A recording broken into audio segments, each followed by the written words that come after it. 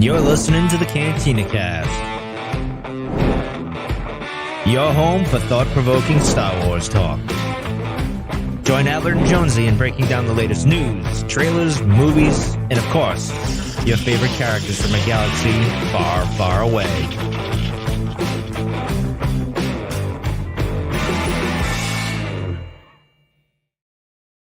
Hello, everyone, and welcome to the Cantina Cast. My name is Albert Padilla, and this is episode 379, Rescue on Ryloth. I almost forgot the name of the title.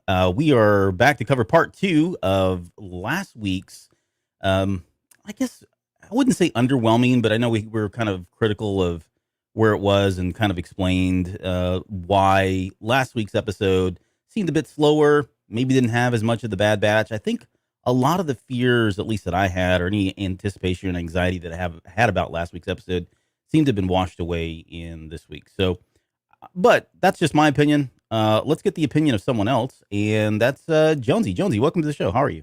I'm doing well, man. And man, for those listening now and on the live stream with us, Albert is powering through it tonight like a true champion of Star Wars.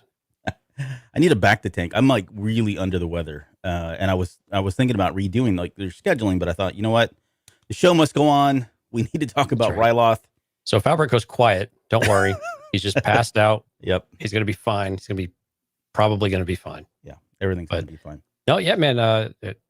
Once again, plenty of rain around these parts, so it's been a little bit crazy around here, down in Houston again, and oh man. But I'm with you, man. This was a great follow-up episode from the first one, where the first one really set up everything we had, and then we really got a good delivery, I think, this week. So really excited to talk about this one. Yep, and a possibility, I think, of more to come with some of the characters, the threads. You know, absolutely, it definitely resolved in a different way than we thought originally with that first episode. And we'll get into it here in a minute. But yeah, did you see the news today though with Mark Hamill? No, I've been out of pocket most of today. What's going on with him? So Mark Hamill won an Emmy for a children's show. He did a voiceover for, I believe the character's Vuli on Elena of Avalon, and on the Disney Channel, and he won an Emmy for that. So congratulations to our very own Mark Hamill. Yeah. Yeah, I've seen that show, believe it or not. Elena of Avalor, I think is what it's called. Yeah, I saw it a few times a few years ago, but when it first came out, but it's a good kids show, and I mean most of the Disney shows tend to be, but pretty exciting though. He got a daytime Emmy for that, or children's Emmy, whatever they call it. But definitely Academy Awards, fantastic. It's pretty selective few get that. That's very true. And as much as he does so much voice work, and he's so good at all of that, his real life acting's not bad either. He was in that movie about the kid that was underground with a teddy bear. It was like the Teddy Ruxpin. It was an indie film. Mm-hmm. Have you? I don't know if you're talking. I know the one you're talking about, Mr. Brigsby or something like that. Yeah, and he was like the dad. I thought he did really good in that, which was really nice to see, because we really didn't get to see a lot of him in the sequel trilogy. Obviously, he had his moments. I think when he was in Last Jedi, some of those were like some of his best moments ever. But he's, I think, in my opinion, and of course I am biased, I think he's a very underrated, on-screen actor as well. I agree. I mean, it's unfortunate because when people, this is one of the problems with being part of a gigantic movie franchise is you are instantly recognizable as this character, and so many people are afraid of being typecast. And it's so amazing that he was able to reinvent himself just from his voice to where you wouldn't have any idea, that it was Mark Hamill half the time. And so and that he's able to do it in such a variety of ways. And of course, we're about to get him in a huge way here coming up soon with, oh my goodness, I'm drawing a total blank. What's he doing the voiceover for here soon? Skeletor for He-Man. Yeah, He-Man, Universe. Right. Goodness gracious, and do a whole show about it here pretty soon. So really excited to see what he does with that one, because he's perfect for it. Yep. Anyway, so congratulations, Mark Hamill. We know you listen. Appreciate the support. Yeah. Hey, we have the same birthday, so he does keep in touch from time to time. Oh, that's right. Yeah. Hey, did he sign up for Patreon yet? Hey, Mark, patreon.com/thecantinacast.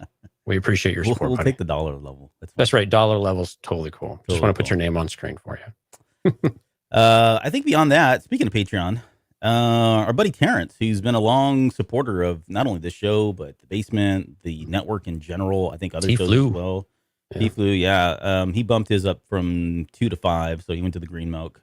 So hopefully, appreciate it. Yeah, thank you so much. Hopefully, you enjoyed the 2 $5 content pieces we did.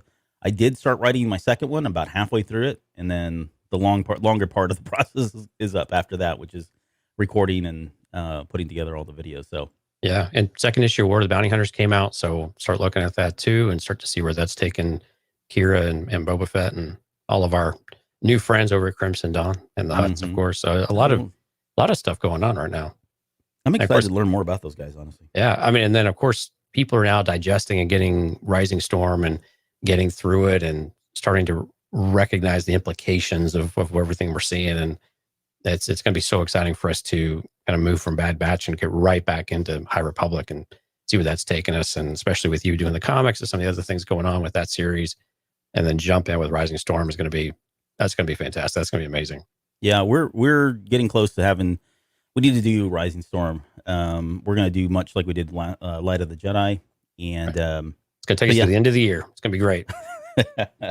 Well, I mean, it's like 400 pages long, so 450, man. That was a long book. It was a long book, but you didn't even know it was a long book. That was the crazy part. Yeah, no, it just keeps rolling, and it's literally a turn pager. You know what I mean? Like every book's a turn pager, literally. But this was a page turner. This was a page turner, exactly. That's right. You really were excited to turn the next page and get slapped in the face and beat down by Kevin Scott and all his brutality. Right. It's one of those books, man. You're like, how could it get any faster paced and any more intense? And then it just finds a way, and it just does. And I know we've been saying this for weeks now, right? But yeah, oh my goodness, if you have not bought it, and people are chiming in with the audiobook too, which Mark Thompson does. And I will say this, Markion Rowe's voice in the audiobook is very different than what I expected. He sounds very young in that book. So it was very, very different than what I had expected Markion Rowe to sound like. But I'm hearing fantastic reviews of the audiobook. I've heard a little bit of myself. I know Steph listened to it. And so it's go out there and pick that up if you're not really into the reading thing. Or if you're in the car a lot and you commute or drive around. Right. Don't have time to do it. Or if you travel, yeah. Anyway. All right. What else? Do we have any other news? Somewhat quiet this week. You have no idea? Okay. Welcome back, Albert. Yep. Thank you. Welcome back to Civilization. I'll be here all week. I don't think so. I mean, usually we get kind of a breaking news type stuff. But no, I really don't know if there's anything else. All right. Let's get into the show because I really want to talk about this. And just so that you guys know, our Patreon episode this week will be about Hauser. We're going to get into Hauser a little bit more than we will just on this show, or at least, in the general discussion. And tell them the title. Tell them the title.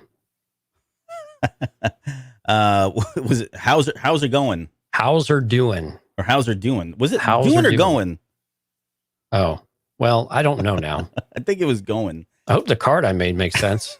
I gotta look at that. Whatever it is, it's a terrible, terrible pun. But it's Hauser going. That's Hauser going. There we go. Okay, I did get it right. Yeah, fantastic. We are aligned. Yeah, sorry. But yeah, that's the title of the Patreon episode because I mean that's about as cheesy as it can get. And but we are going to get into Hauser, get into his mind a little bit, talk about him. What was he affected? Was he not? Does it wear off? Does it not? That scene with his troops, his squad there at the very end.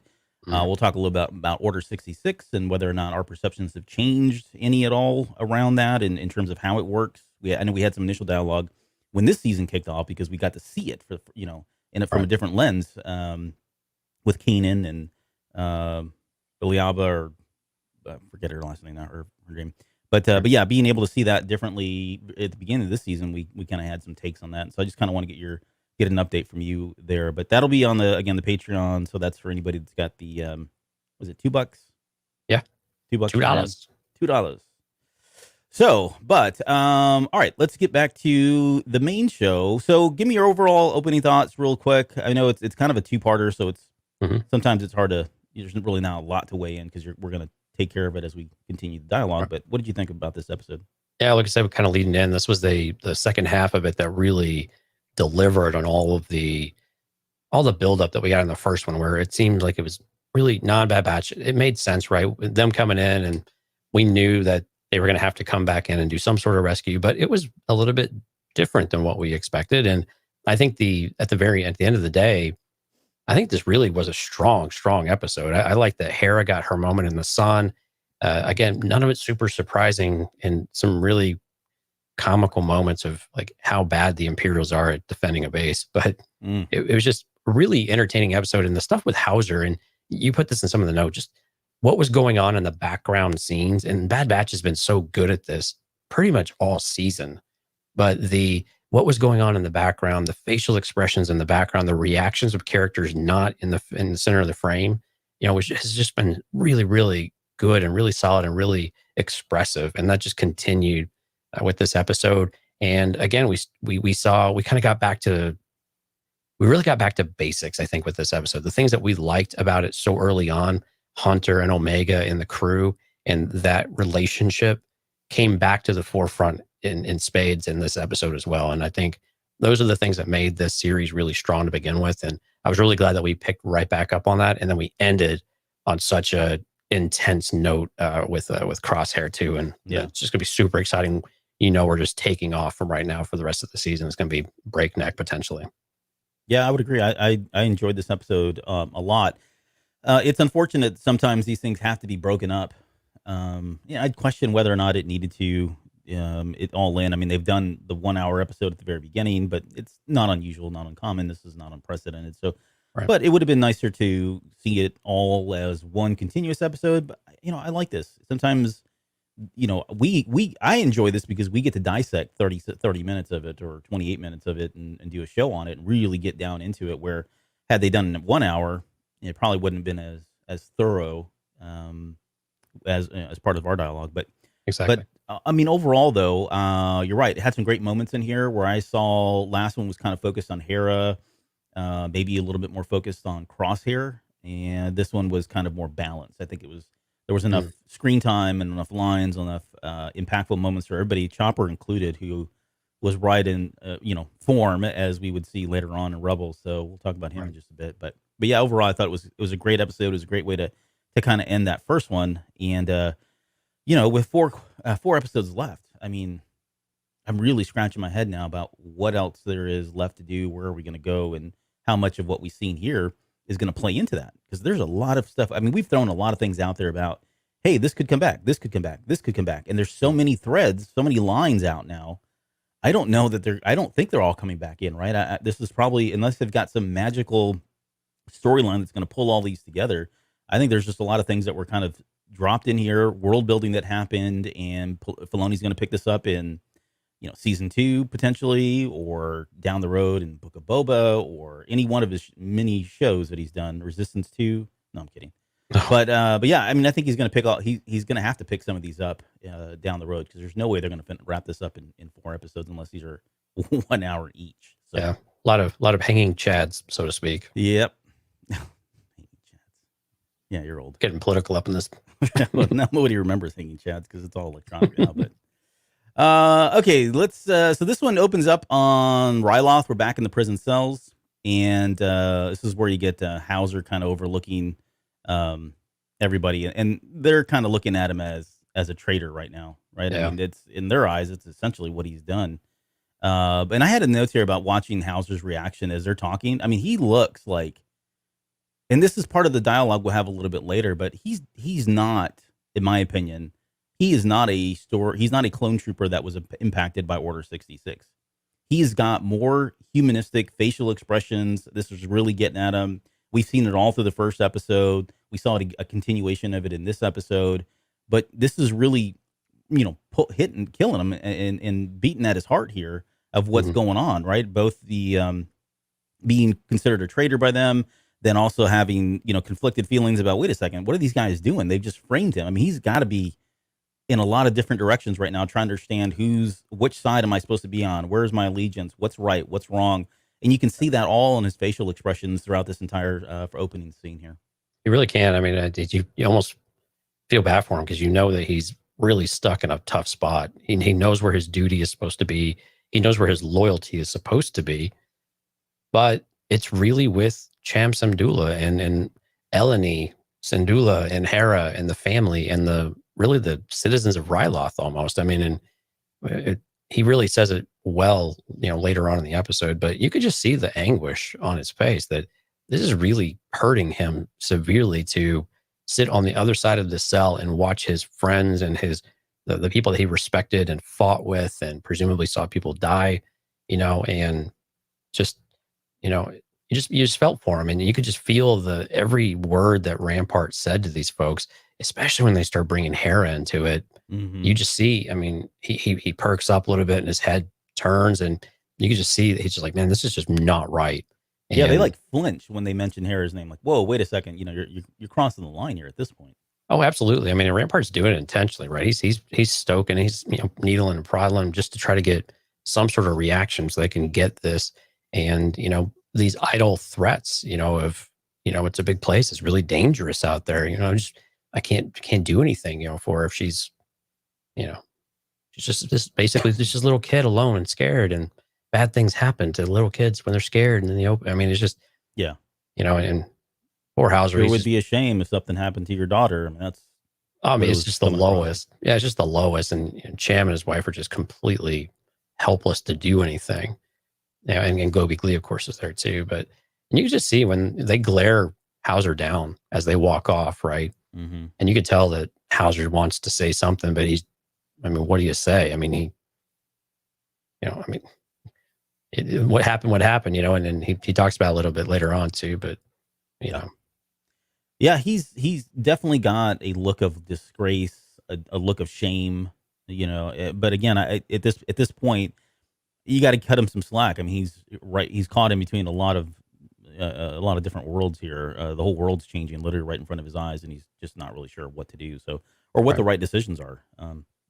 He's trying to make the right decisions, but it doesn't seem like it's going that way. Right. I did have a question for you, because Rampart is immediately going after Hera, and I mean, I get from this perspective of he's going after Hera because he wants leverage with Cham and Eleni, right? Having their daughter captured would probably be a way to say, hey, he could extort them for whatever he wanted. But it almost felt like he was threatened by Hera. Do you think he saw any threat in her because of her rebellious ways, or because she had aligned with Glee or anybody else? I think at this age, probably not. And the reason why I say that is because we see later in this episode where he completely underestimates the Bad Batch, Rampart, right? And so that he would put any stock into a girl, even though she was spying on the Imperial refinery and things like that. I don't think he really puts much stock into it. I think she is the tool to break the spirit of the Syndulas and then break the spirit of the planet, of the people of Ryloth.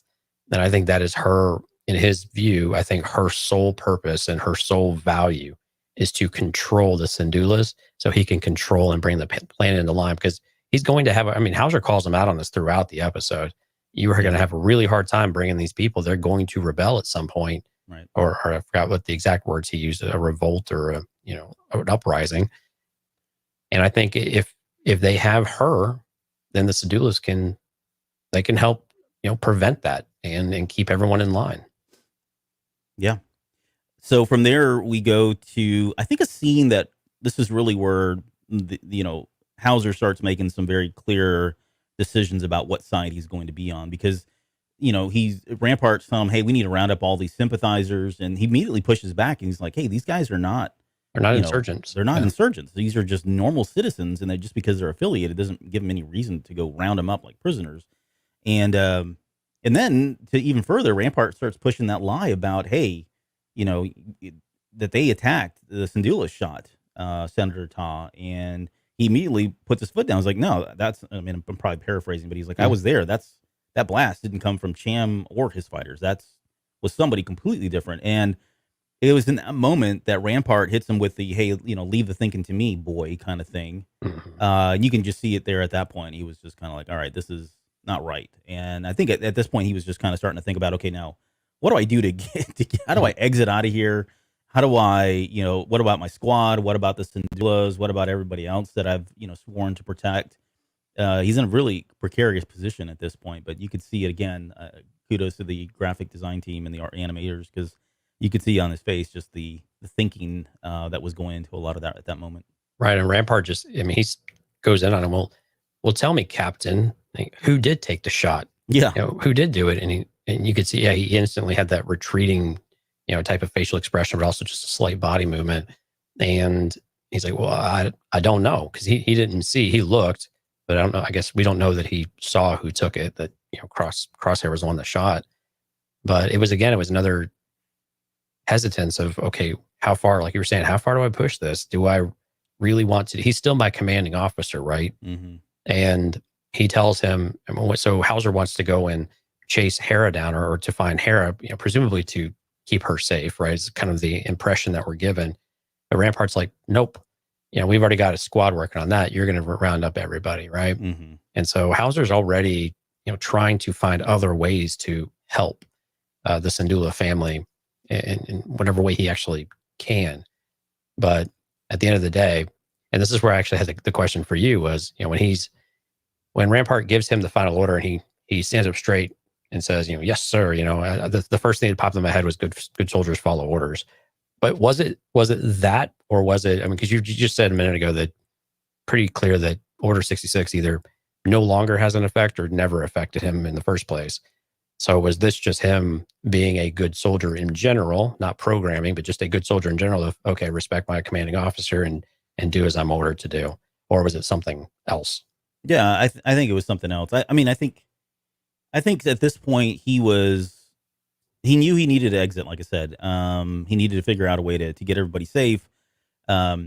He immediately, like you said, jumped in, said, hey, I'll take care of Hera. And Rampart, thankfully, like, I give the Empire a bunch of crap half the time, and characters in Star Wars, because they make some really bad, illogical decisions. For example, that whole Nala Se and Lama Su, hey, you're the person that's protecting her. Why don't you go take care of, when she gets here and kill her? Like, that makes no sense whatsoever, right? This makes more sense. Take him out. If you feel like he's a threat, you feel like he's not somebody that could be trusted. And I think that's what Hauser's picking up. It's like, okay, I've already been undermined here by somebody else. He probably doesn't trust me. I don't want to push this any further. So I'm just going to fall in line. I'm going to say what I need to say. But in my mind, at least for Hauser, he's already thinking, 3 steps ahead about, okay, so I don't have this. What do I have? What else can I do at this point? So he's just trying to diffuse a situation that is starting to kind of elevate. And because I'm sure, we saw at the very beginning, who did Cham call up when they're trying to win over the people, right? He calls up Hauser, right? So in his mind, Rampart's mind at least, and Hauser probably knows that Rampart knows this as well. That is somebody that he sees very aligned with Cham, probably a sympathizer in some way. Maybe he is. We don't know if Rampart knows about Order 66 or, truly where his elite, or where, if he thinks that Hauser's allegiance is with the Empire or not. But I would be pretty cautious of this guy as well. So, I was curious though too, Albert, was that Hauser keeps using Cham, not Cham Syndulla, not the general, not General Syndulla, but he just calls him Cham to Rampart. Yeah. Rampart's got to catch, he's got to catch on to this, right? Like, why would you be calling him by his first name? Like, it's kind of like Lama Su. You are too close to this thing for your own good. But Rampart, I don't think even respects him enough to really say, we know Rampart's not really in favor of the clones anyway, but it's almost like Rampart doesn't really think he'll step out of line though either. Mm-hmm. That he will be obedient. He will, follow orders, and doesn't think twice about Hauser too much. Although we've seen suggestions otherwise, including the last episode we talked about quite a bit. But yeah, it is interesting that he still keeps using the word Cham rather than covering his tracks, and you can tell his emotions are definitely running high and getting to him a bit. Hauser, that is. Yeah, Hauser. Yeah, you would think he'd call him. He called him General at one point. I think later on in the episode, he called him right at the very end. Yeah. But you would think, right. Like, I would have, if I was trying to put this facade up, I'd be saying General Syndulla or addressing him in different ways. Right. We get a really quick scene here back at the Syndulla home. This is where Chopper and Hera are kind of looking out, and they realize that Crosshair, they've head over to the Syndulla base, and so this is the force that is out there actively looking for Hera. At this point, she realizes, okay, we can't go there, and so at that point they decide they're going to head out, and they're going to need help, and so they end up going to an abandoned base. And I have not had a chance this weekend. I really wanted to go back and watch some of the episodes to see if they were any of the same locations from the Clone Wars.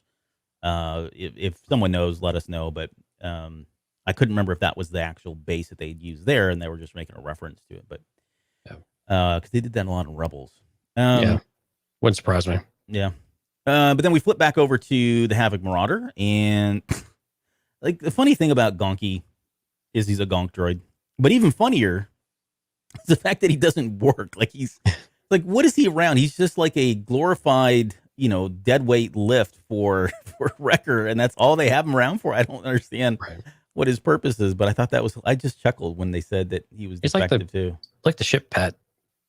Yeah, right. Yeah, he's got ship mascot. Yep, blind. It's like that dog. It's blind in two eyes, can't hear. You probably should put it down, but man, favorite thing in the world. Your favorite buddy. You cannot put that droid down. So, but yeah, he's just kind of around there, and Omega's taken upon herself to try to fix him. But she does make that comment about, hey, he's defective just like us, which I thought was interesting because it is. I mean, the Clone Force 99 has always been seen as the bad batch, a defective batch. But I don't know with Omega. Do you think she sees herself that way? I can't see why she would though. I think she's just associated herself with the squad, and she's just the persona that she's taken on. That we're the outcasts. We're the outlaws, right? So it's a time where she's finally kind of accepted her. She accepted the squad long before they accepted her, right? But it's just she feels it now, and I think she embraces it. I think she would rather be imperfect than have to be perfect anyway. I mean, who wouldn't want to be seen as imperfect so that you're not held up to the standard of being perfect all the time? And she's a kid. I say that there's a lot of people who want to be perfect and be viewed as perfect. So I know that that's silly. Yeah. But there's, so at this point we get the incoming transmission. Everybody's freaking out because they're like, wait a minute, who is this? How's this even happening? And we learn that this is where Hera says that, she kind of explains, hey, my parents have been captured. Yeah. Sorry, I'm just captured, and I need your help. Very, typical Star Wars distress call. You're my only hope, kind of thing. Very much an only hope kind of thing. Yeah, it was, but it was cool. Here, I enjoyed this because there was that whole line that Tech gave about children overreacting. And he's not wrong because children do overreact a lot. But yeah, I mean, we learned that, I guess when they were in the ship at some point off camera, off scene, they exchanged phone numbers, cell numbers, and said, hey, call me girl if you need anything, whatever. Right. And so she does, which is very convenient, but makes sense. And there was that whole lot that it kind of ends about, they seem like they were really pushing back on like, this is really not our war. And this is a theme that happens really throughout this whole episode, if you think about it, because they just dropped these supplies off in the first episode and they're like, well, peace out, good luck to you kind of thing. They're not interested in it. They've got this opportunity here. There's another one a little bit later once they've scoped out the place and Hunter's still trying to turn away. And of all people, it's Elena who makes the comment about, hey, whether the war is going to come to you at some point. And that's not uncommon. We've seen that in, I don't know how many, like throughout the Clone Wars, we saw that, and throughout the Rebel Alliance, it's just a reoccurring theme. But Omega's take on this is that they are soldiers, and because they're soldiers, she says, isn't it your duty to put your neck on the line anytime somebody's in trouble? Right. Yeah. Hunter's kind of bringing it back. Like we did this every time. If every time someone asks for help and we put our neck on the line, basically you're dead. We can't do that. We don't do it. And she throws it back in his face. That's what soldiers do. This is your whole, what you were bred to do in this case. That this is their sole purpose for being in existence, was to put their neck on the line for people they didn't know and didn't ask for help, but were going to receive it anyway. And some did ask for help, but I mean, so many situations I'm sure they didn't, and they were there, maybe not where some people would prefer them, but we saw some pushback from some of that in the Clone Wars. Yeah. But yeah, it's very much Omega keeps kind of pulling at the strings or hitting with the low blows on Hunter here a little bit this episode. We then head over to the base, so they're already there, and Hera explains that the Bad Batch that they're after Cham because of her father, and I forget who was it that had heard of him, and they called him the Freedom Fighter. Yeah, Tech did. Yeah, Goggles. Yeah, Goggles. Yeah. So I mean, he's got a reputation, as he should, given his kind of importance in the Clone Wars itself, and I mean, he was kind of like the sole main person that was running everything, the general in charge of Ryloth there for a while. Right. And so that all makes sense. And this is where I guess Hera's, kind of asking her to please do that. We need to go to the capital. she's immediately on board. Like, yep, this is what we're going to do. And Hunter's like, no, this is not what we're going to do. And he finally kind of gives in, but he just says no guarantees, which he does say a little bit later as well. Like, because he knows, I mean, at least in his mind right now, hey, we're trying to pay off our debt. We're trying to stay safe. The last thing we want to do is get mixed up in the middle of a war. And, they're going to do a solid for Omega because kind of going back to common ground, right? That whole episode there about now she's part of the squad. And, and there was a part of me also too in this episode where, remember that in common ground where Sid says, hey, if you don't, stop whining about it, start taking action about it. I think we saw that here with Omega at least one or two times. Like, she seemed a little bit more forward, a little bit more, she had a lot more initiative in just saying, we're going to do this, we're going to do that. I think you saw that a lot during the attack on the refinery, and her like ability to call an audible and say, we're going to do it this way without really going back to the group. I mean, I know it seems subtle and it's small, minor, maybe it wasn't as impactful, but I do feel like that line from Sid, I think there was enough there that pushed her, at least in this episode, and we're kind of seeing some of that now. Yeah, and what was interesting was that Hera, when Hera's asking and pleading for help, there's just this silence, and so Omega views this as her opportunity. She walks up to her and nods like, we're the people for the job, and I'm just like, nope. That wasn't what that silence was all about at all. Mm-hmm. This makes no sense for us to do this. It's basically a suicide mission. They know that everything is guarded, but and Omega, again, blow the belt shot. It's what she would do for them and what she would do for him. And she helps Hera understand a little bit about that relationship as well. But that these guys are in. Hera doesn't know exactly what she's getting into or what she's asking them to get into. She just wants her family. And we've seen this type of behaviors over and over before in Star Wars, but it was Omega had to be the one to tell Hunter that this is what family means. And I would do the exact same thing for you guys as what she's asking us to do for her and what she's willing to do for her family. Yep. We get Rampart speech right after this, and it's like the whole dynamic. If you go back and watch that speech versus the first one, I mean, totally different. I mean, you've got stormtroopers, up and down the aisles. It's very, there's a very heavy military presence now. The probe droids are there. It's very, there's like a lot of propaganda in this, right? The life on Oran Free Taw, he's living, he's going to live, which I guess he does live in this episode. Or he lives throughout it. I don't know. We don't have any evidence. We don't have any evidence of it. That's true. I love it though. Your beloved senator. Yeah. When they hate the guy. Right. Yeah. So, but yeah, it was a very different feel to the speech as opposed to the ones in the last episode. It was so patronizing. Yeah, it was. But that's what the Empire does, right? That's right. What they're really good at. So I think it's Omega that spots Crosshair, and they realize, okay, this is we need to get out of here, right? This is not what we need to be doing. Tech says it does look like a military occupation, and he's not liking the idea of a rescue mission, although Wrecker is. I mean, he seems to be all in on this kind of stuff here. Hey, jump in and blow things up. Yep, that's his MO. And then kind of the last nail in the coffin for them, for at least for Hunter to be like, nope, we're out. Is he hears that probe droid? I guess he can feel like electromagnetic waves, right? That's kind of his special ability. And so he knows that probe droid's up there, goes up there, takes it out. And it was very, that's a good bet. The Empire knows we're here. I mean, it was just essentially that scene all over again. And so they get back to the base, and I mean, this is where we kind of already talked about this, but this is where Hunter's like, hey, we don't need to be a part of this. Right. I mean, and this is where, this is interesting though, because Omega comes to them and says, basically, why does Hera ask, why do you put so much faith in them? Why do you trust them so much? Because Omega's trying to get her to trust Hunter, and that Hunter will come around. And she's like, and this is really interesting. I thought about you when she said this, like, well, he's my brother. They're all my brothers. And it was interesting. She called him her brother. I know that's technically what they are, but it was interesting. It was brother instead of something else, and she didn't really hesitate on that. How did that make you feel when she said brother instead of father or something like that? Oh, well, in my head, at least in my head canon, I don't think she knows. Like, I don't think she knows that if my theory is correct, which I have no reason to believe that it's not or is false or whatever, true or false.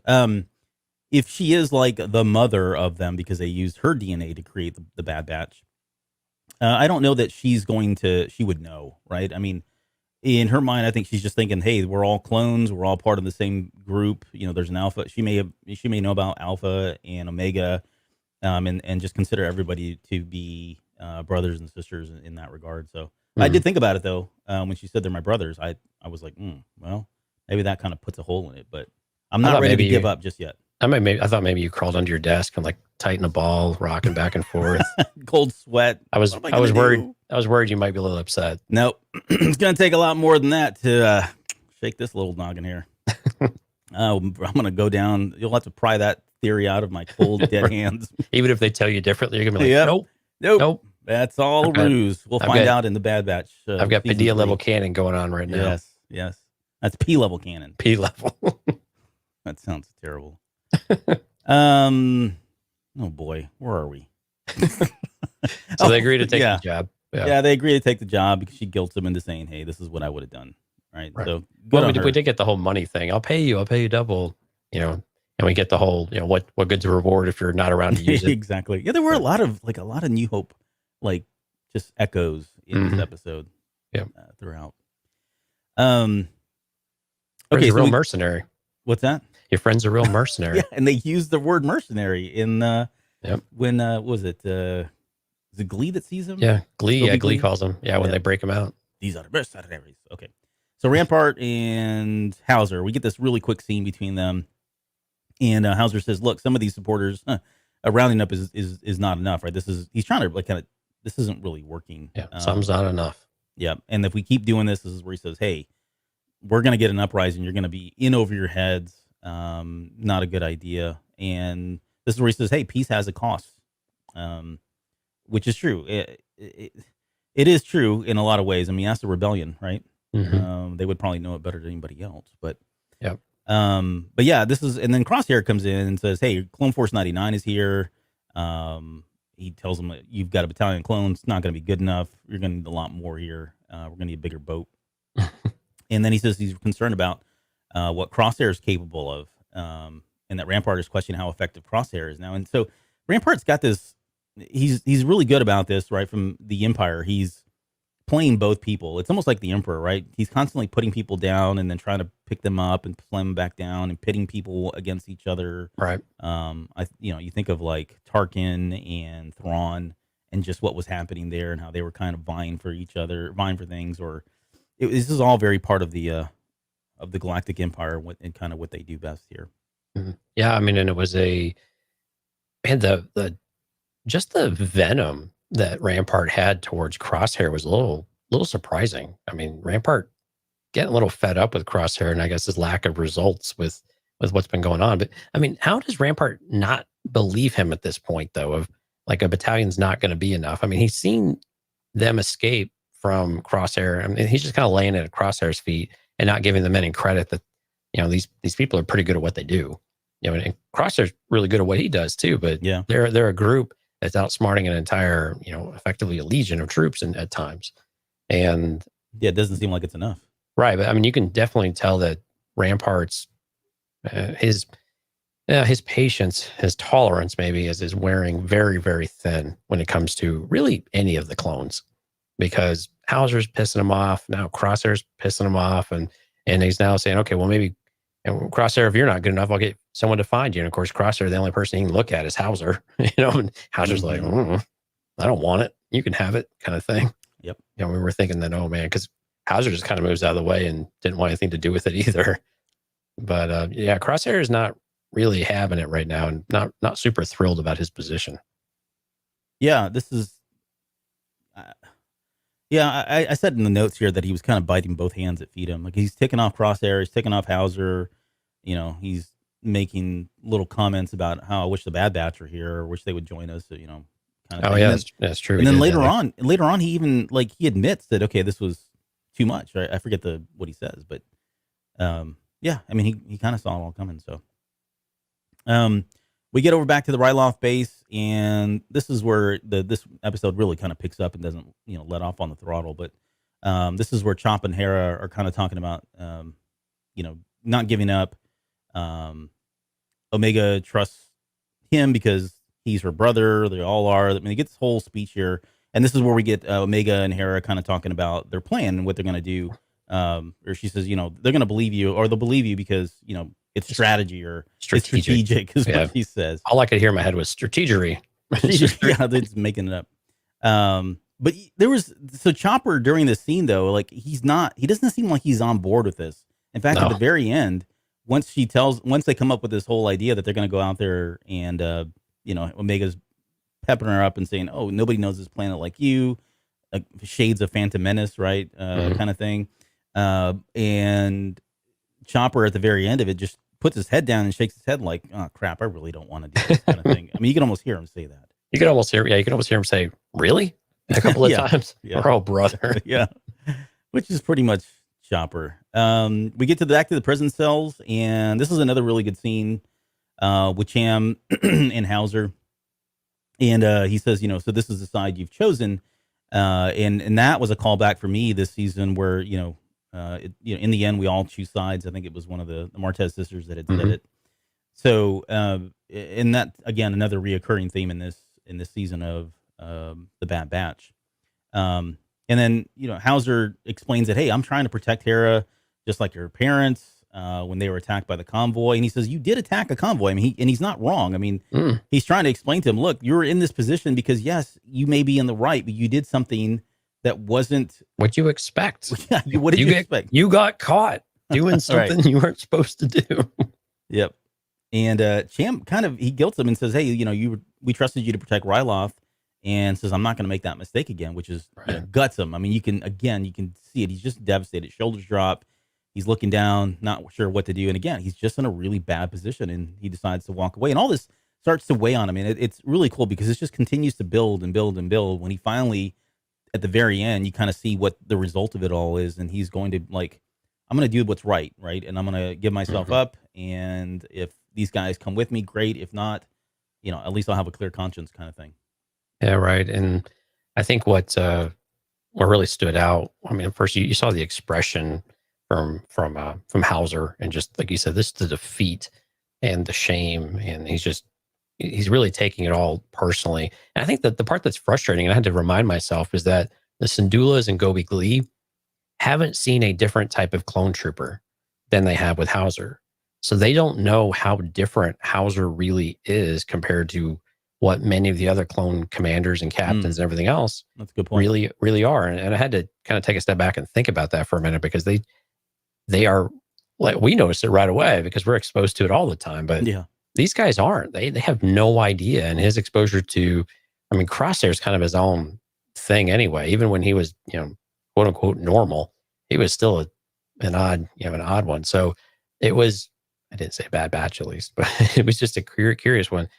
But I think without that context, though, and even still, Cham's not wrong, right? I mean, Hauser did make a choice, just like Cham and Eleni did, or Eleni. There we go. Eleni, yeah, that they did, but they're at a bit of a stalemate. And what do? I can't blame the Syndulas for not trusting him, because he could be saying things just to say them to get him to share where Hera's at, and then she just all of a sudden she's right where the Empire wants her. So you're at a standoff. Both of them want to do the right thing. They kind of want to trust Hauser, I think, but they feel betrayed and they feel hurt. Hauser feels terrible because he's hurt them, but he's still trying to do the right thing, but they won't help him do the right thing either. So he is really just in a tough spot, not sure what to do. And thankfully he does get another opportunity to prove himself. Yep. There's another fine example next of people in Star Wars trusting small children with the fate of the galaxy. Oh my God. Yeah. Hunter's just like, all right, you guys go do this part of the mission all on your own. And Tech, I think, was it Tech or Echo? One of them was no, it was Tech. Tech was like, by themselves? Yeah, which is fine. I'm glad somebody said it, because I've made this joke, at least in this season already, and I know we've made it before, but there's just another example of Star Wars characters going, sure, you're 10 and under. Why don't you go ahead and make a decision? We'll follow in on that. Sounds great. Right. I mean, we've only been fighting this war for a better part of 10 years now. Yeah. But cool.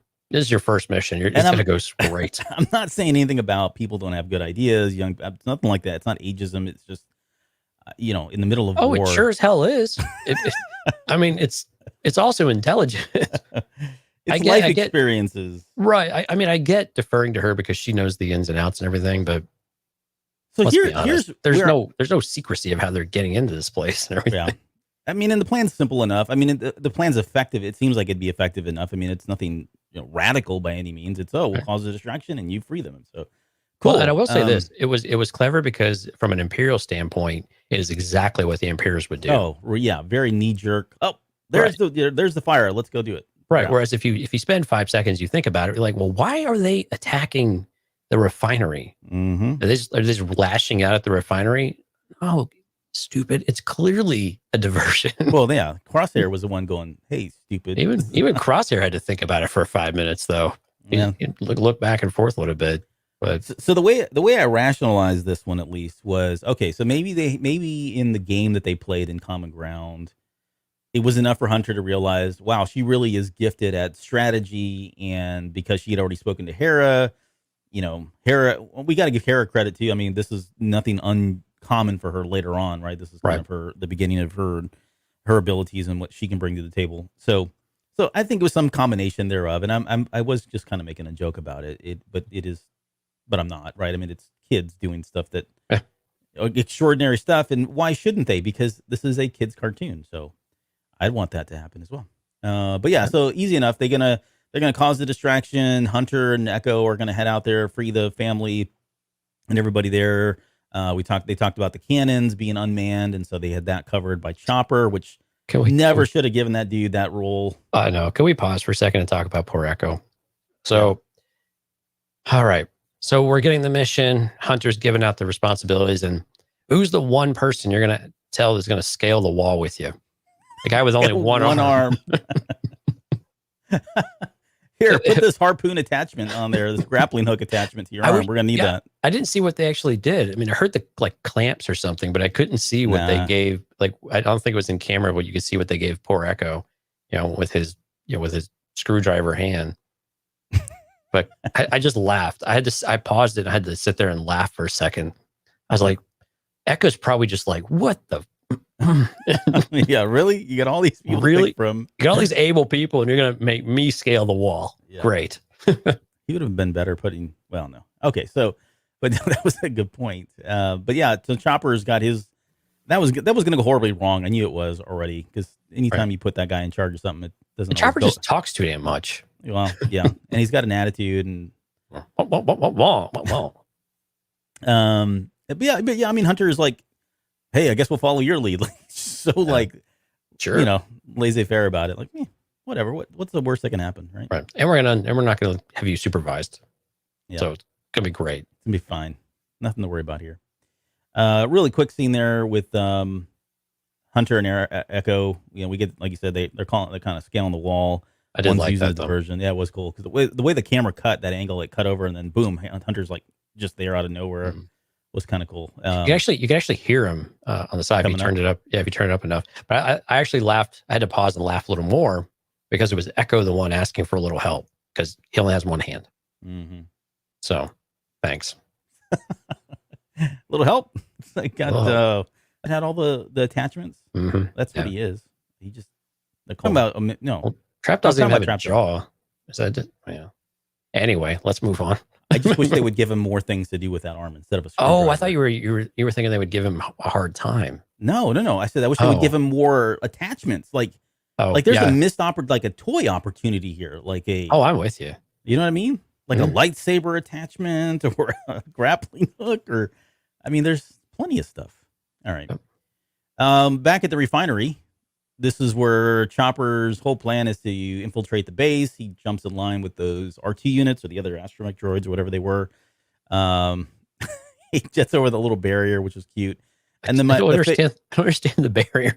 This is the most secure place on the planet, right? Yeah. And they've got these nice gaps in the side that clearly you can just kind of really walk through. Yeah, those cinder blocks are kind of expensive though.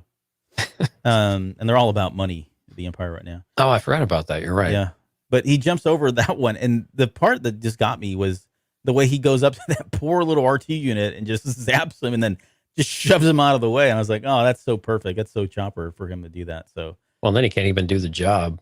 What do you mean you can't do it? yeah. I could have sworn he said, I almost think he said, I in my mind, he said, I told you I couldn't do this, but he went ahead and tried it anyways. So yeah. And then, this is where the girls decide they're going to change it up. And I thought kudos to Omega, like she never gave it, told anybody, never cried for help, never told anyone things weren't going as planned. She just took it upon herself to say, okay, let's improvise. What can we do? Hey, you want to fly? Look at that. Let's take that and let's go blow the turrets up, which I thought was really great of her. So this is a really good moment for Omega and for Hera too. Right. In that regard. I just don't want to, let's not ask too many questions about how they got onto the facility though. Yeah, well, yeah, exactly. So Dale, Chopper's kill count was upward of 30K. He's just getting started. Yeah. He's racking up the XP. Yep. Double bonus if you just stun everybody. Yeah. He's all about stuns. There was another great line in here too. This whole scene was really good. They take out the turrets and then they say, after when they got in the ship, blew the control thing, whatever it was for the turrets. And then, she says, Wrecker, do your thing. He's like, oh, right. He got to blow up what he wanted to blow up because that's what he does. He likes blowing things up. And then this whole line here, again, Tech, solid. We're getting the hang of this. He says, yes, your dangerous and uncontrolled maneuvering is as confusing to them as it is to us, which is perfect. Like I was dying when he said that. I love Tech. Can I just tell you how much I love this guy? Yeah. He's the comedian of the group. I didn't even realize it for several episodes. And now he's comic gold. Yeah. He's, like I said, he's like Sheldon, a lot like Sheldon. Oh, it's so perfect. Just calling it like it is. But yeah, I wish they would have played that up more where you could just see his facial expressions watching them like, randomly and, just flying around, uncontrollably flying around as she's trying to get the hang of it all. I will give Tech some props though for his flying skills. He jetted in there and was like in a hard turn, like letting Wrecker just kind of spread and spray as the tail. Mm-hmm. It's pretty slick. Yep. All right, we're getting into the heavy stuff here now. It says, reinforcements they're heading out to the refinery. This is where Crosshair's like, hold on, wait a second. This doesn't seem right, Yeah, what's the real target here? Yeah. And there's a moment there where you can see Crosshair's down there on the airfield kind of looking around. And then way out there is Hauser, and he's kind of looking down as well. In the audio description, it says that they looked at each other. They noticed each other. Yeah, but when you watch the video, when you see it, Crosshair doesn't look up. Hauser's looking down at him, but Crosshair doesn't look up. But so I don't know if it was, again, sometimes it doesn't always line up, and sometimes it's because the script changes and whatever else. But it was interesting. I thought that would have been a pretty cool moment if if they had just spotted each other from that far away. But yeah, and so we immediately cut over to Crosshair. He's already taken up a position, across from the main door there. He knows they're going to have to come out, from the cells. They're going to have to come out from the prison. They're going to have to come out that middle door there. Mm-hmm. And this is where all of the clone troopers start arriving with like their riot shields and kind of lining up. It was a really cool moment. I can't remember if they've used those before. I don't know.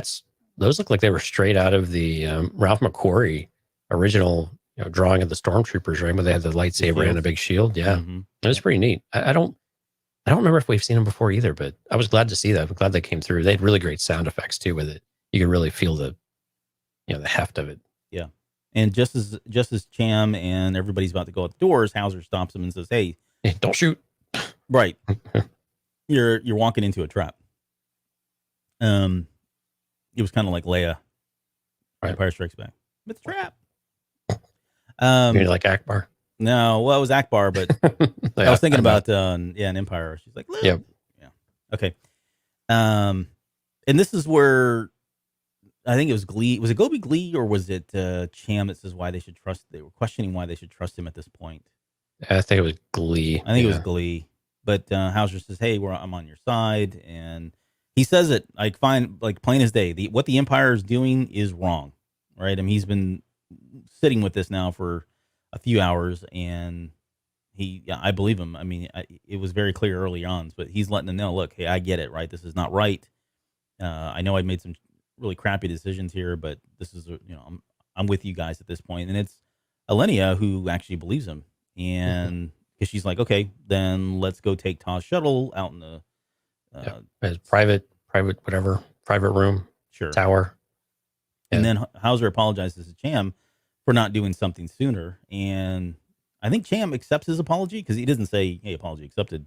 He does, but he puts a hand on his shoulder. I mean, Hauser's obviously distressed by it all, and he was very accepting. He's like, the fight's not over for Ryloth. We will return. The things will turn. We'll do it. And Eleni, very concerned about how she says, they're gonna know you helped us get out of this. And Hauser, to his credit, I was really surprised by this, and I had a really strong sense of foreboding about what was about to happen to perhaps our new favorite clone trooper, or at least freshest, newest favorite. Where he's like, no, I'm not going to leave. I've got to, I can't leave my brothers.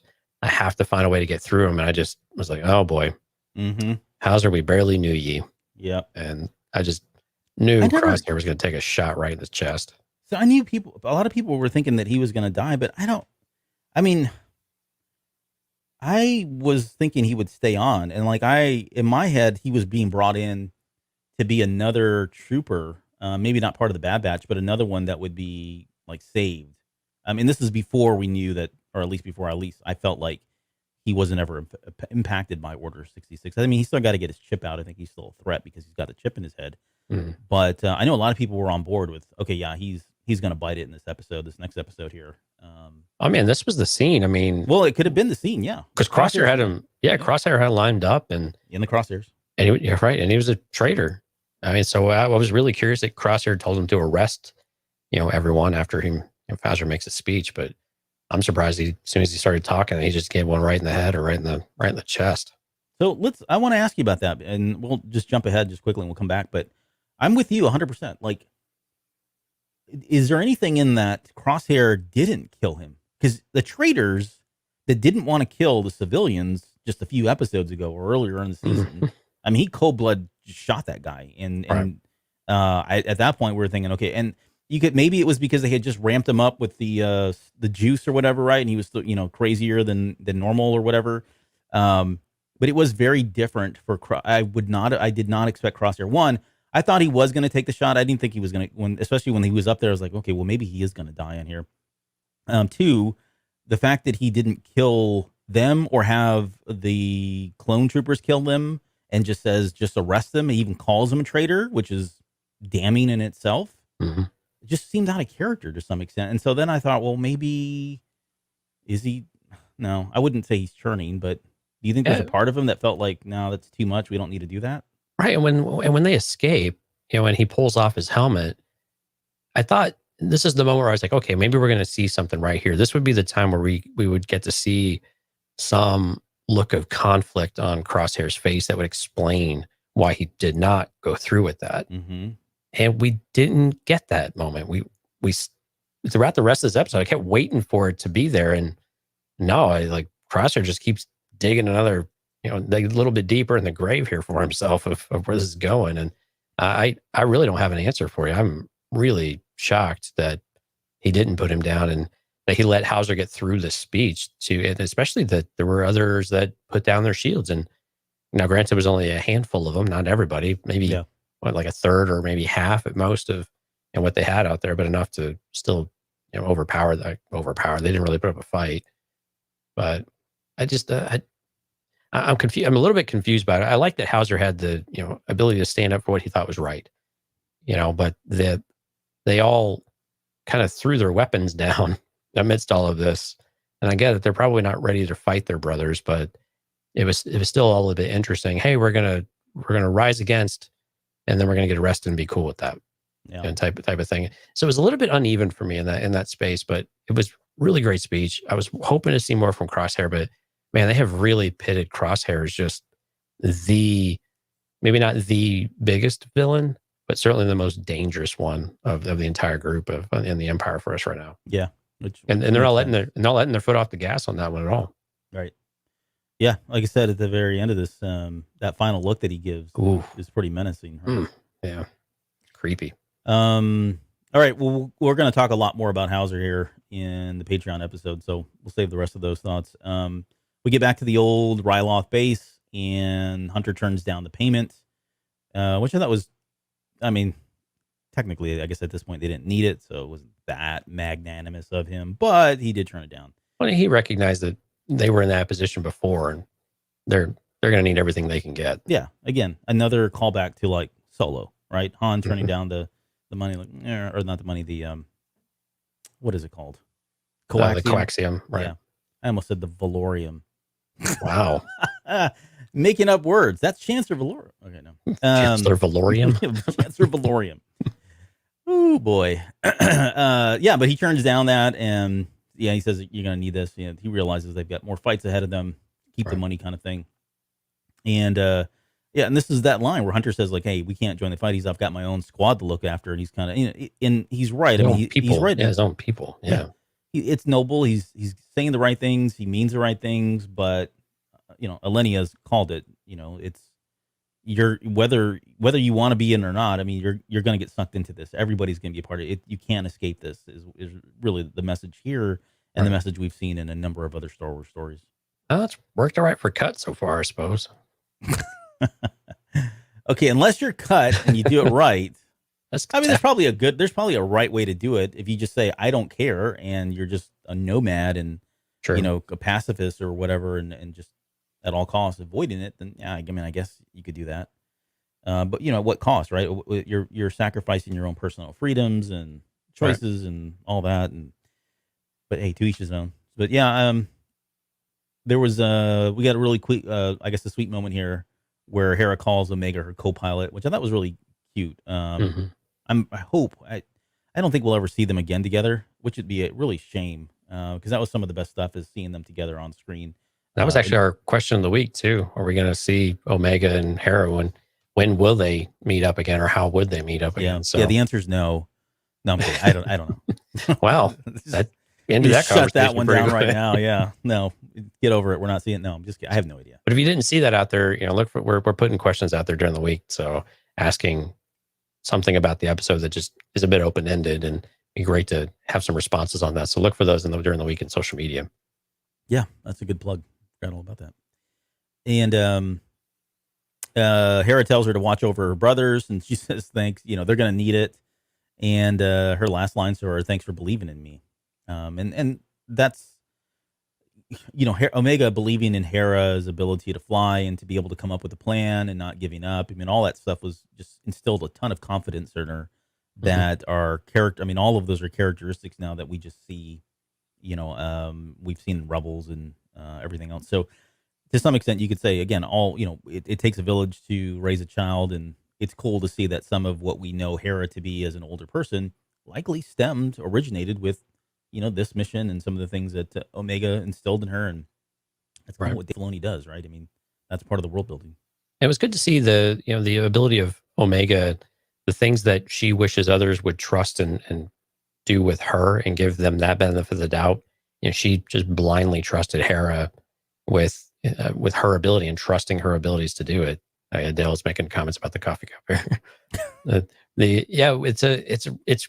It's good that she kind of pays it back, right? Or pays it forward, however you want to, you know, look at that perspective, that she's willing to, you know, let them excel at what they do and trust them to do what they say they can do, because that's what she wants others to do with her. And you know, we talk about leadership qualities. I mean, those are leadership qualities, and she's very young to be exhibiting some of this. Now, granted, it's a lot easier to do when it's one of your peers, you know, when you're both kids and really got nothing to lose at this point. But at the same time, I mean, she's doing unto the others as she would like them to do unto her. Ah, the golden rule. Yeah. Nicely done, Omega. Good job, Omega. Omega. We had that one last final scene here where Rampart says, I underestimated your friends. Duh, told you that a long time ago. And he makes that quick comment about, if they were only fighting for us, which, do you think there's anything laced in that? Yeah, I think he's prodding at Crosshair a little bit, you know, but I don't know. Crosshair almost like he didn't see it, you know, permission to hunt them down.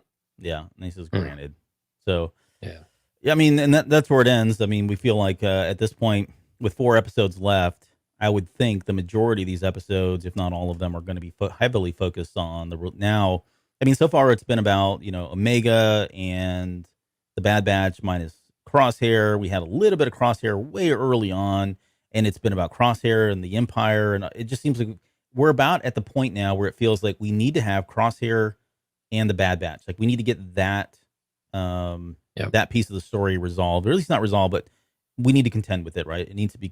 We need to contend it because it's been going on for so long. We know where each of them stand. We know how things have, all the led up to this point. But the last 4 episodes, if it's super focused on that relationship and the dynamic of it and all that, and resolving that in one way or the other, I think that would be really good. I'd like to see that more than going back to any of the other stuff that we've talked about. Yeah. So, well, real quick before you say that over everything else, because here's the one thing, everything else that maybe we wanted to see. Do you think that we are going to or need to go back and resolve the clones in Order 66 and kind of the liberation of the clones in this season? Or do you think, nope, 4 episodes, need to really focus on Bad Batch and Crosshair, build this up, and then let it play its course and then finally resolve that? Or is there a place for these other storylines, even for Hauser or for Rex or any of those things, to still come back in with the greater clone army, or at least pockets of the clone army? Or is that, no, that's all in the periphery now? We've got to have really a fairly single-minded approach for the rest of this season. Now, I would say, so where I really want this to go is I want the Crosshair redemption arc, and whether he lives or dies, sadly, it doesn't really. I don't really have a strong preference one way or the other. I think there's great storytelling in both, but I don't think they can get to a redemption arc of some sort without addressing Order 66 and the clones and freeing them. I think I think it's just all entwined, right, in a lot of ways. So I think if they go for a redemption arc, or we go back to the relationship between Crosshair and the rest of the Bad Batch, then I think it's kind of natural that they're going to have to talk about that and address it in some way. And they may not have to address it with all of the other clones that are out there. They may not have to, I'm not looking for a full liberation of the clones this season, but I think there's enough as they're kind of figuring themselves, as they're feeling their way through the relationship between Crosshair and the Bad Batch. There's a way for them to do some world building to allow for something that big to happen in in Clone Wars season 2. And I keep saying that because I still don't know if they've confirmed it. They've never closed the door on it that I'm aware of, but right. So I don't know. I hope I answered the question. Yeah, there's a lot to it though. I mean, because we've got the whole Kaminoan aspect of it, of what they really want to do with Omega, and that kind of that storyline we've not talked about in a couple of weeks now. Of we need to resolve some of that about what really is their plan with her and with that genetic code, because they're still there. Yep. And they still want her. They've not gone away. And also if we talk about liberation of the clone army, then we've also got to continue to keep in mind it could also be the termination of the clone army. True. Because if you presume there was a kill switch for the Jedi, why would there not be a kill switch for the clones? Mm-hmm. So it's an interesting one. And again, I thought it was a good moment to pause as we, presumably get into this final general arc here for the last few episodes, and whether or not we have it all 4 of these, or if we have another kind of ramp up episode here before we get to a full, type of 2 or 3 episode season finale type of feel to things. And that's another thing we haven't heard about. We haven't heard about if the season finale or series finale potentially is going to be an extended episode, or if it's just going to be a normal, 23, 24-minute episode. I don't think we've heard that either, have we? No. I would think they would. Like, Filoni seems to be big on 2-parters, and whether it's 2-parters that are back to back or one long episode, either way, right? I think it's more. I think he likes having that latitude to be able to kind of tell that final story, and we've seen that time and time again with every one of his seasons, whether it be Clone Wars or Rebels or Resistance. Right. Well, the one that was in Resistance, or 2 technically. 2, yeah. One that we care about. Well, no one really watched season 2, but which is sad. But anyways, yeah, and the other. So just quickly, I want to get your thoughts. Like, what is? And I know we really haven't talked about it, or I haven't thought about it too much myself, so I apologize for kind of springing this on you, but although it's in the show notes, how do you think Crosshair is going to go about this? Like what is his plan? Like he said permission, whatever was it granted, right? His request was granted, but to what extent? Like I'm trying to think, like what does he have to get the Bad Batch to him?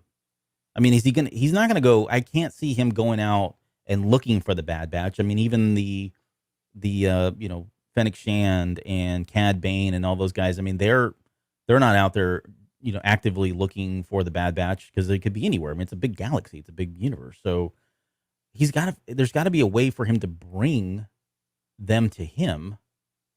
I'm trying to wrap my head around how does he go about going after the Bad Batch at this point? Yeah, that's a really good question, because the only real way that would be to do that would be to get Omega from them, right? Mm-hmm. And somehow we've already separate them. Right. But I mean, yeah, you're right though. He'd have to basically chase them down in order to create that scenario to happen. And so as of right now, I mean, about the only option in my head, the only solution I have is that he's basically going to just use every bit of effort he has. He's no longer distracted from anything else. And maybe if they reuse old, bases or something like that, or I imagine somehow Crosshair is going to tie this back to Sid, is my general guess as to how this is going to go. Somehow he's going to find out where their home base is, however that is. But that's about the only way this seems to be able to go. And do we end up like a Mandalorian type of thing where they've got to blast their way out of Sid's place or have it torched or something like that on Mantell? I think something along those lines, though, is what's going to have to be. Did you have a theory? No.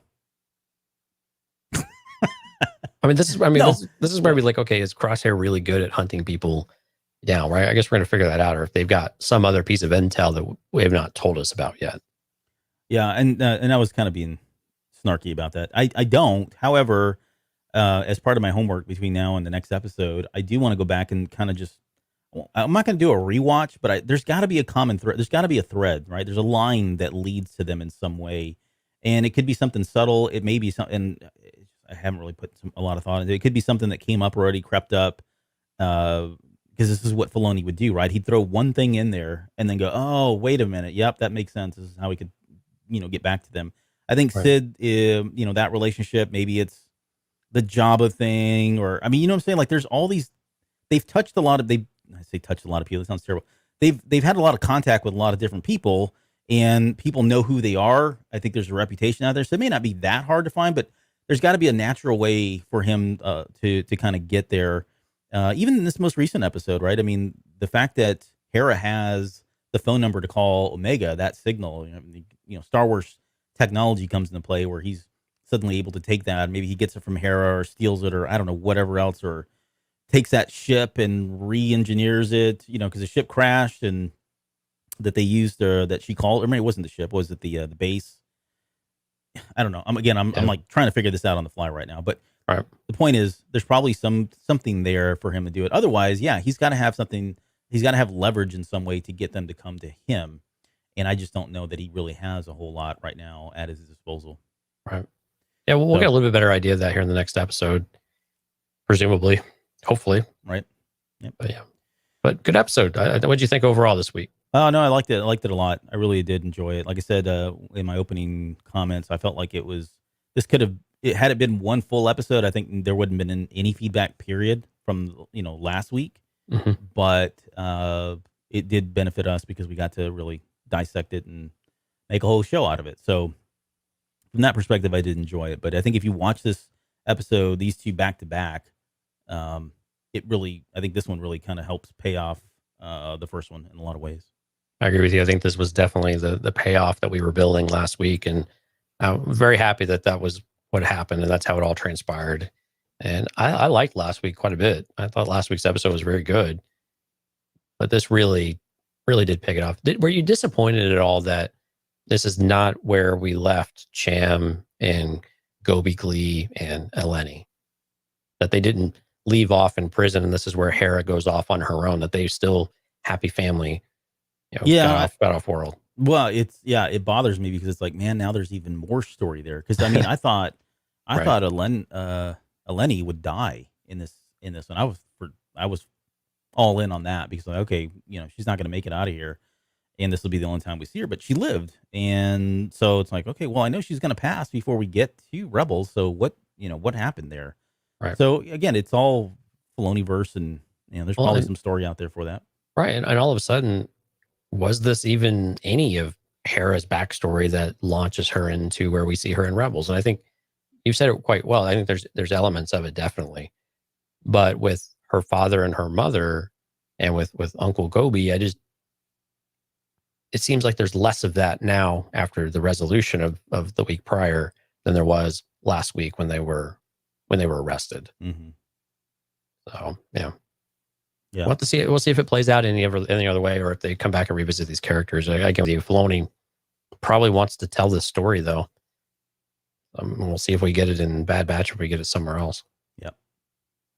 But yeah, good episode this week. This was a lot of fun. It was just a fun episode too, and it was cool getting to see Hera, do her piloting thing. Well, especially since we got Kanan earlier on in the season, right? Yep. So yeah. I almost gave away the title for the next episode. It's out there if you want to know, but it is this one. The next episode, the title is not very telling, but the one after that, get ready for that one. That's the ramp up there. Okay, all right, we're gonna end it there. Thanks everybody for joining the live show tonight. We had a lot of people here. You want to name them off because I don't have that up there. Yeah, Dale Twan, Chris, Steph. Goodness, who else do we have on there? Trying to scroll back and see it all here. But anyway, lots of great people. Risk Bayless was out there with us early on. So we appreciate everyone coming out. If we missed a name, I apologize. Lots of great conversation going on, anywhere from High Republic to Where Were the Gotals and everything else, and coffee mugs. So encourage everyone to come out. Try to do this every Sunday night. We're on the YouTubes, Twitch, and Facebook. So check us out on Facebook. All the social media, we do lots of links out there, and it's scheduled. So make sure you hit the notification bells and you will get notified of it. Also, if you'd like to hear the Patreon episode, which we're about to record after this, we're going to go into Hauser, patreon.com/thecantinaCast. This is going to be at the $2 tier. The comic books that Albert and I have reviewed in the last couple of weeks are still at the $2 tier. Those are going to go up to the normal tier here pretty soon. So if you want to get on the ground floor and check those out and just see what they're all about, definitely encourage you to do that. And again, thanks for everyone who's already supported us and who continue to revise what they want to support us with. It's really humbling. We really do appreciate it. You guys take great care of us, and hopefully we're giving you guys content that you enjoy and want to keep coming back for. Yes. Thank you very, very, very much. And, and shout out to the people on social media. We've had some really awesome comments, with what their thoughts of the show. I won't say them because that would seem a bit more self-important than we are, but it's really cool to see how much they enjoyed the show and what they think of us. So thank you guys for all the feedback. If you'd like to leave us a review, iTunes is always the one we suggest going to. If you want to leave a 5-star review, that's fantastic. Of course, always come out and find us on Discord, yourgluemedia.com/Discord, and just tag us in Twitter or retweet something. It's awesome to get more people in so we can keep interacting with everyone. Yep. I echo everything there. I don't know what else to say at that point. Ditto. All right, we're going to get out of here. I'm going to run the credits, and they are updated. So all the new people that we mentioned last week are on here. So we'll see you guys next week for episode 380.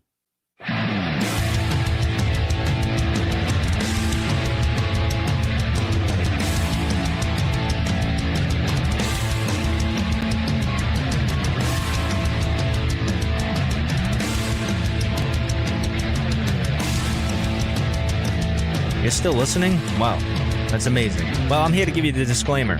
Normally we do a big, long, drawn-out disclaimer thing saying what's what and who's what and all that other stuff, but I think you guys kind of know that Lucasfilm and Disney have no affiliation with us at all, and we have none with them. We talk about Star Wars, which is their property and all that other good, fun stuff, but I think you can tell which is our stuff and which is their stuff. If you can't, well, then send a lawyer to send an email to me, and I'll be glad to chat with them. Other than that, you know what's what, so that's your disclaimer.